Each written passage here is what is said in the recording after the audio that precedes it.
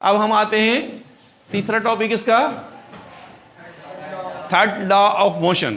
Third law of motion कहता है, Newton के थर्ड लॉ ऑफ मोशन के मुताबिक every action has an equal and opposite reaction. नहीं समझ में आई बात? तवज्जो से समझ लीजिए। हर एक्शन का, हर अमल का रद्द अमल होता है। एक काम हम करते हैं, उसके बरक्स, उसके उलट एक काम और हो रहा होता है। वो काम और ये काम जो हमने काम किया और उसके उलट में जो काम हो रहा होता है, ये दोनों एक दूसरे के बराबर होते हैं मगर अपोजिट डायरेक्शन में। इसकी एग्जाम्पल आप समझ लीजिए। देखिए, मिसाल के तौर पर आपने कश्ती देखी, शिप देखिए, वो वाली शिप जो पुराने स्टाइल की रिवायती कश्ती है, वो किस तरह होती है कि उसमें चप्पू होते हैं, चप्पू होते हैं। जब वो चप्पुओं को चलाते हैं तो कश्ती चलती है, ऐसे ही है।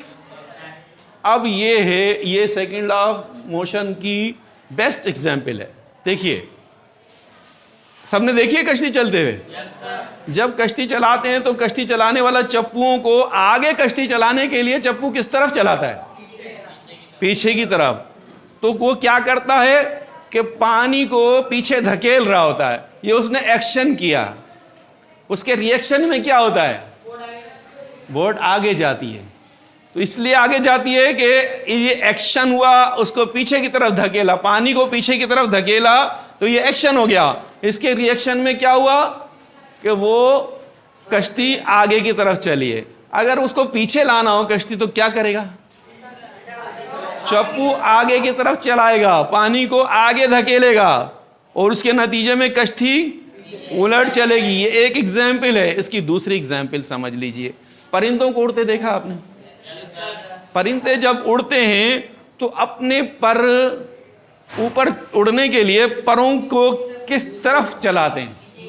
नीचे की तरफ। वो दरअसल अपने परों, अपने विंग्स की जरिए हवा को नीचे की तरफ दबाव डालते हैं, हवा को नीचे की तरफ फेंकते हैं।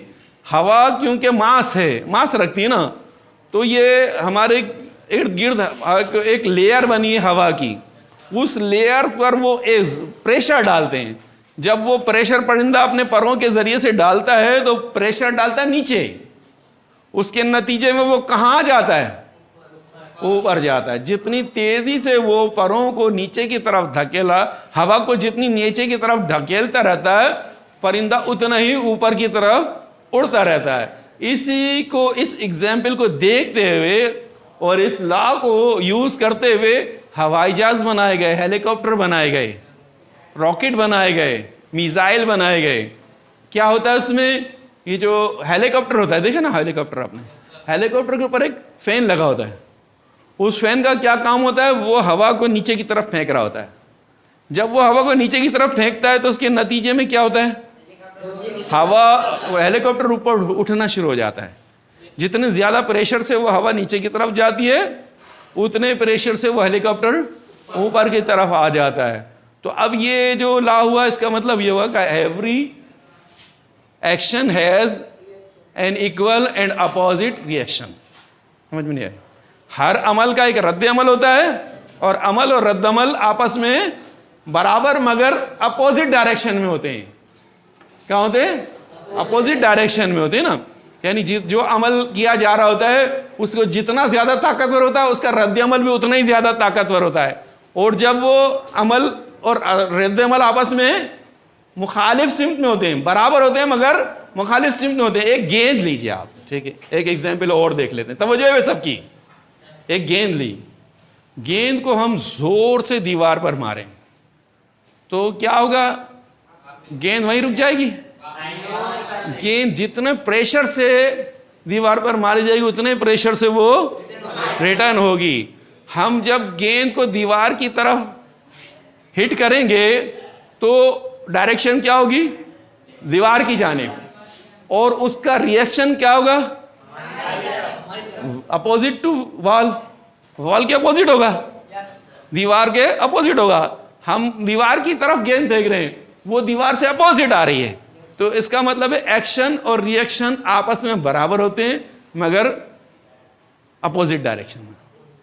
अपोजिट डायरेक्शन इनकी अपोजिट होती है मगर ये आपस में बराबर होते हैं। तो ये समझ में आ गया second law, third law of motion कि every action has an equal and opposite reaction. Every action has reaction which is opposite in direction and equal to the action. ठीक है, एक्शन और रिएक्शन आपस में बराबर होते हैं मगर अपोजिट डायरेक्शन में होते हैं। ये आपकी समझ में आ गया।